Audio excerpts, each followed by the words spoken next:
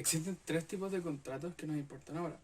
El contrato browse, el contrato click y el contrato de scroll.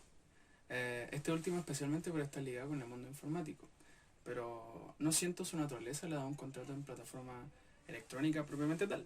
De hecho, en la legislación chilena se ha dado un paso importante en este sentido, al dictarse la ley 19.799 que habla sobre los documentos electrónicos y la firma electrónica, cuyas disposiciones se fundamentan en el establecimiento del principio de la equivalencia del soporte electrónico y del soporte papel. Estos contratos se fundan en la contratación en masa y se critican por la falta de negociación entre las partes y la imposición de la parte más poderosa, por lo que preocupa de que no haya un real acuerdo de voluntades. De hecho, sin embargo, la libertad contractual se ve expresada en aceptar o rechazar el contrato. Por otro lado, existe el contrato de adhesión o por adhesión, que es aquel cuyas cláusulas son dictadas o redactadas por una sola de las partes. La otra se limita a aceptarlas en bloque, adhiriéndose a ellas.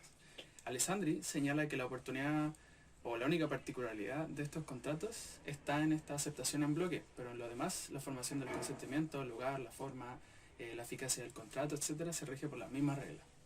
Agrega que la ley no ha exigido para la eficacia de un contrato que ésta sea el resultado de la libre discusión de los interesados, ni que ambas partes tengan igual intervención en su génesis, solo que existe o que se exija que ambas consientan.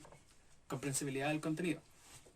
Hablando de la comprensibilidad, tenemos la posibilidad de distinguir los casos en que el cliente ha otorgado una autorización de tipo general, determinada como aquella en que no se detallan cuáles son los datos particulares que van a ser recopilados y tratados, sino que hace referencia generalmente a todos los datos provocados por el cliente al usar el lugar y los servicios del abastecedor.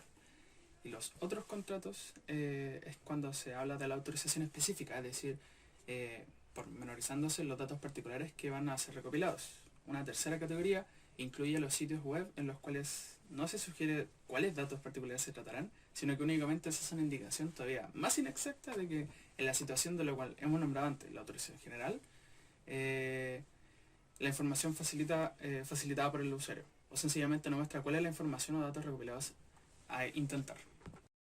Ejemplo de comprensibilidad. Dentro de lo que podemos hablar de varios ejemplos, uno de ellos en particular es Falabella. Entonces, si analizamos a la hora el contenido de las cláusulas sobre la privacidad de datos particulares que provee la compañía en su cibersitio, entendemos que se habla de una ilustración que comprendemos por autorización general, debido a que sugiere que van a ser tratados los datos particulares que voluntariamente entregas al hacer uso de este lugar, ingresándolos en el link que se encuentra en la parte prominente de nuestra página web. En cuanto a la evolución del contrato electrónico, podemos decir que a principios de la década de 1970 aparecieron las primeras relaciones comerciales que utilizaban una computadora para transferir datos. Es por eso que se trataron de fijar estándares para realizar este intercambio, el cual era distinto con relación a cada industria. A fines de la década de 1970, el Ministerio de Defensa de Estados Unidos inició un programa de investigación destinado a desarrollar las técnicas y tecnologías que permitiesen intercambiar de manera transparente paquetes de información entre diferentes redes de computadoras. El proyecto encargado de diseñar estos protocolos de comunicación se llamó Interneting Project. En cuanto a la formación del consentimiento de los contratos electrónicos, podemos hablar de que se habla de que consienten dicho acto o declaración y su consentimiento no delezca de vicio. En cuanto al consentimiento, nuestro Código Civil no se refiere a este, ya que parte de la base que está formada. En cambio, nuestro Código de Comercio, en su artículo 97 al artículo 108, lo regula detalladamente. El consentimiento se forma entre presentes en el momento en que se da la aceptación, y entre ausentes, nuestro código acoge la teoría de la aceptación, en la cual se forma el consentimiento en el momento en que el destinatario de la oferta da su aceptación. Teniendo eso en cuenta, hablamos de que el consentimiento puede estar viciado, al igual que la voluntad, en cuanto a los actos jurídicos unilaterales, si sea error, fuerza o dolo. Por otra parte, hablamos de los contratos que carecen de causa, no producen efecto alguno. De hecho, otro carácter de esta ley es que para que sea válido la celebración de un contrato por vía electrónica, no será necesaria el previo acuerdo de las partes sobre la utilización del medio electrónico. La problemática del consentimiento en los contratos electrónicos es que las personas no suelen tener en claro que están celebrando un contrato. De hecho, no resulta evidente que pulsar un icono o navegar por un sitio web constituye una manifestación de voluntad aceptando los términos y condiciones de un contrato. Esta vez se trata de una regla específica para los contratos browse, según la cual no puede considerarse que la visita al sitio web constituye una aceptación tácita, explícita, de los términos y condiciones que regulan la utilización. Entonces, así podemos concluir que los contratos en plataformas electrónicas se rigen por el principio de autonomía de la voluntad y su principio de etapa de génesis de la libertad contractual. Sin embargo, determinados contratos requerirán el cumplimiento de ciertos requisitos formales, como lo sería la constancia por escrito, o requerir la intervención de un notario o autoridades públicas. Por lo tanto, se regirán por una legislación específica. En cuanto a la aplicación en Chile sobre estos contratos electrónicos, tenemos que hablar sobre un punto en donde vemos el vacío más importante en cuanto a la contratación electrónica en Chile, ya que es válido aplicar tanto las normas del derecho civil, las normas de derecho comercial, las normas relativas a la protección del consumidor, en conjunto a los acuerdos internacionales que pueden tener relación con el tema. Por lo tanto, no existe una legislación exclusiva aplicable a la contratación electrónica, por lo cual surgen muchas interrogantes y problemáticas que, al ser reguladas por normativas supletorias, no satisfacen la cabalidad o a cabalidad las necesidades que se suscitan en la relación contractual en el caso de nuestro país.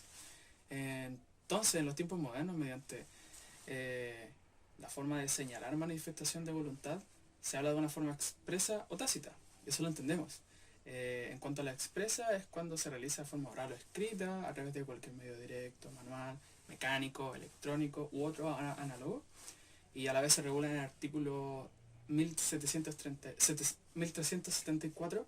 En cuanto a cualquier otra declaración contractual dirigida a determinada persona, se consideran conocidas en el momento en que llegan a la dirección del destinatario, a no ser que éste pruebe haberse encontrado sin su culpa en la imposibilidad de conocerla, y se realiza a través de medios electrónicos, ópticos u otro análogo.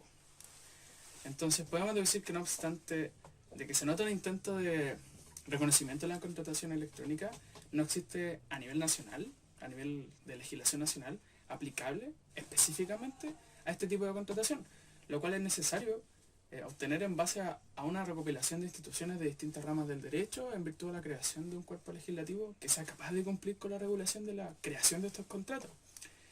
Su formación del consentimiento en detalles, su configuración, forma, los derechos, obligaciones especiales que emanan de cada uno, la tipificación de cada uno de sus tipos y en general toda eventual problemática que puedan presentar, lo cual se debe por presidio de normas supletorias de derecho civil y comercial y especiales. Entonces, en primer lugar, reconocerlos de validez, y en cuanto a la validez del consentimiento, cabe mencionar que al contrato electrónico le son aplicables las normas generales de impugnación de contratos, igual que si fuera un contrato tradicional.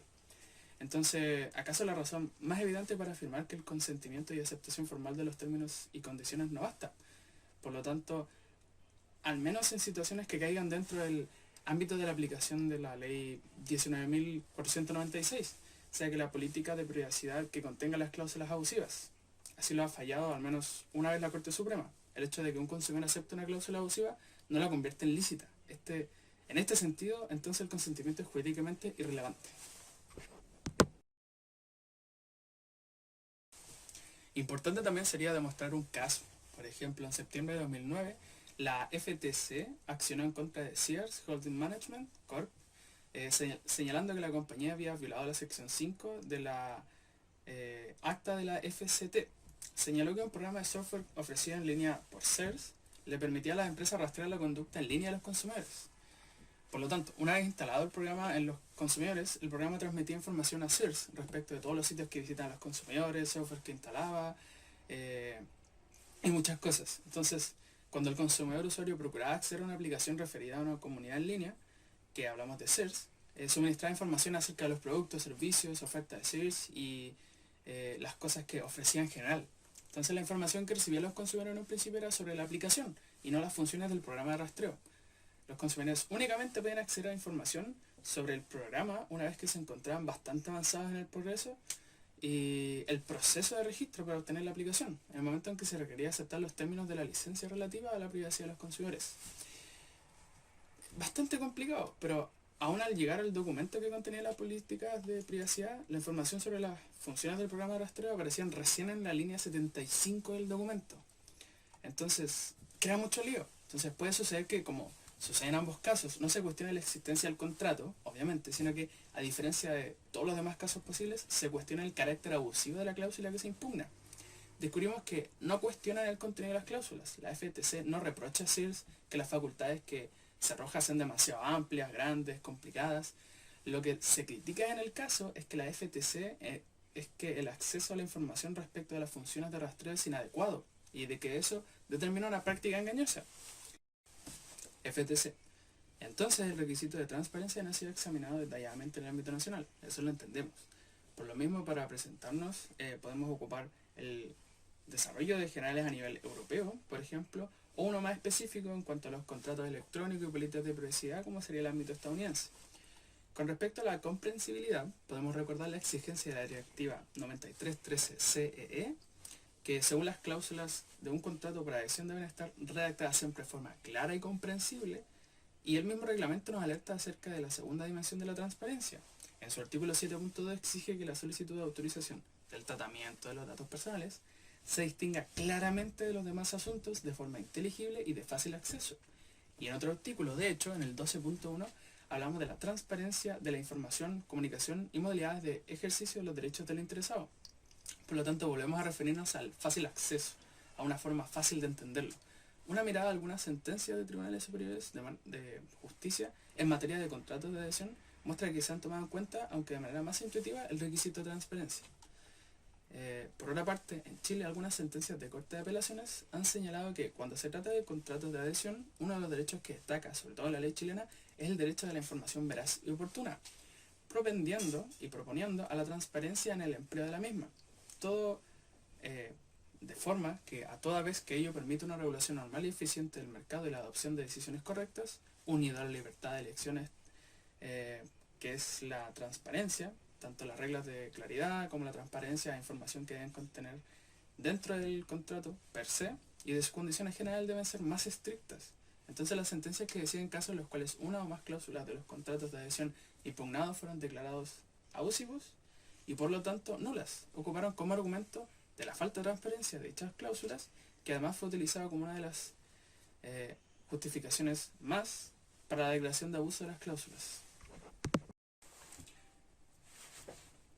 Entonces, respondiendo a las preguntas del inicio, pongo en duda el uso de la transparencia en los contratos electrónicos al momento de hablar de ella como una especie de guardiana que verifique si los usuarios o consumidores dan completo uso de sus datos, informaciones y otros, que puede ser traficado realmente por la parte dominadora y estacionada del contrato, como le sería la empresa o la página que dicta los términos y condiciones de un contrato masivo, debido a que al no satisfacer el requisito de transparencia respecto a las políticas de privacidad, no puede estimarse que el titular de los datos ha autorizado su tratamiento.